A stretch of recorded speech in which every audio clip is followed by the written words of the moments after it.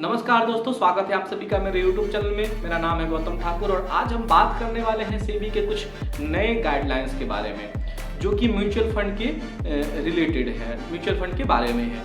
तो चलिए वीडियो को बिना किसी देरी के शुरू करते हैं और जानते हैं इस नए गाइडलाइन के बारे में और म्यूचुअल फंड केवाईसी के बारे में कंप्लीट।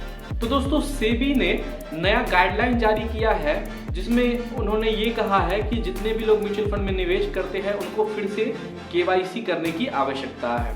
तो एक्चुअल में एक बात क्या है कि म्यूचुअल फंड के 5 KRA यानी कि जो केवाईसी रजिस्ट्रेशन एजेंसीज हैं, उन्होंने एक डेटा पब्लिश किया जिसमें ये कहा गया है कि केवाईसी का 73% जो केवाईसी है वो केवाईसी वैलिडेटेड कैटेगरी में है, वही 15% केवाईसी रजिस्टर्ड कैटेगरी में है और 12% केवाईसी जो है वो ऑन होल्ड है। यानी कि जो 12% लोग हैं उनका केवाईसी ऑन होल्ड है। इसके बारे में भी हम पूरे विस्तार से वीडियो में आगे जानेंगे, लेकिन उससे पहले ये जान लीजिए कि केवाईसी रजिस्टर्ड जिस कैटेगरी में है उनको अपडेट करने की आवश्यकता है। यदि आप अपडेट कराते हैं तो आपका केवाईसी वैलिडेटेड कैटेगरी में आ जाएगा और फिर आप म्यूचुअल फंड के किसी भी स्कीम में आप निवेश कर सकते हैं, आप चाहे पहले से किया हो या ना किया हो। तो अब हम जानते हैं केवाईसी के बारे में।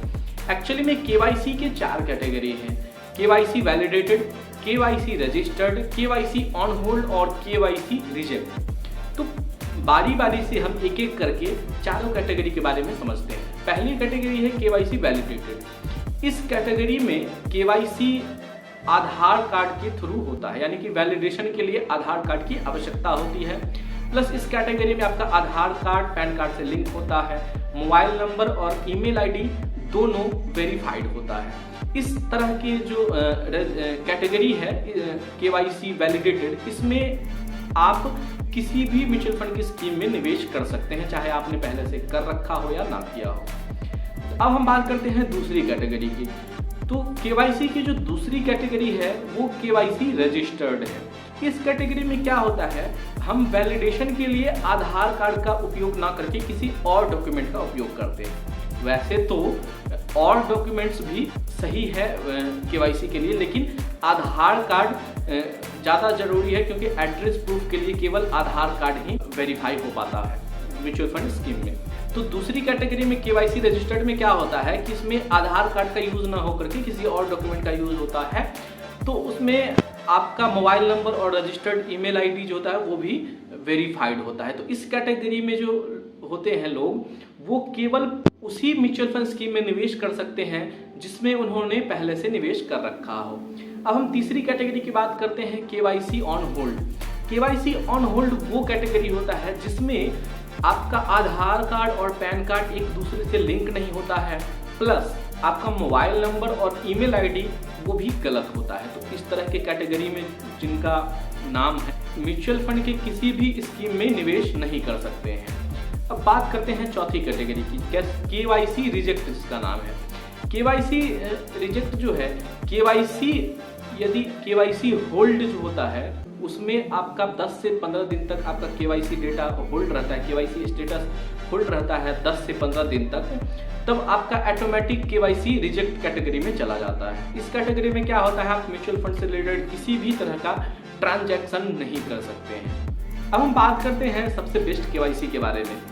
सबसे बेस्ट केवाईसी जो होता है वो आधार बेस्ड केवाईसी होता है, जिसमें आपका आधार कार्ड पैन कार्ड दोनों लिंक होता है, आपका रजिस्टर्ड मोबाइल नंबर और ईमेल आईडी भी वेरीफाइड होता है। वेरीफाइड ओटीपी के थ्रू होता है। जब आप केवाईसी करोगे तो आपको मोबाइल नंबर और ईमेल आईडी पे ओटीपी आता है फंड हाउस के द्वारा, जहां आप ओटीपी डाल करके उसको वेरीफाइड करते हैं।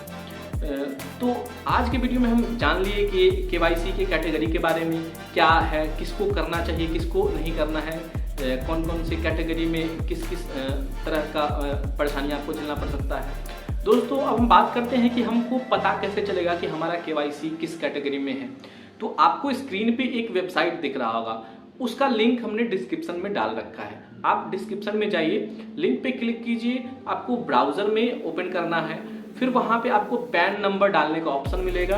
तो आप पैन नंबर डालिए और कैप्चा डालिए, फिर आपको आपका पूरा डेटा आ जाएगा कि आपका केवाईसी किस कैटेगरी में है या नहीं है। बाकी सारी चीज़ इन्फॉर्मेशन आपको वहाँ पे मिल जाएगा। तो उस हिसाब से आप अपना अपडेट कराना होगा तो करा सकते हैं। अगर पहले से अपडेट है तो नहीं करा सकते हैं। यदि पहले से आधार कार्ड से अपडेट है तो आपको कराने की कोई आवश्यकता नहीं है। तो दोस्तों हम आशा करते हैं कि आपको इस वीडियो में काफ़ी नॉलेज मिला होगा, काफ़ी जानकारी मिली होगी। तो यदि आपको वीडियो पसंद आए तो वीडियो को लाइक कीजिए, शेयर कीजिए और चैनल को सब्सक्राइब कीजिए इसी तरह की इन्फॉर्मेटिव वीडियोस के लिए। हम स्टॉक मार्केट में ट्रेडिंग और इन्वेस्टमेंट भी सिखाते हैं।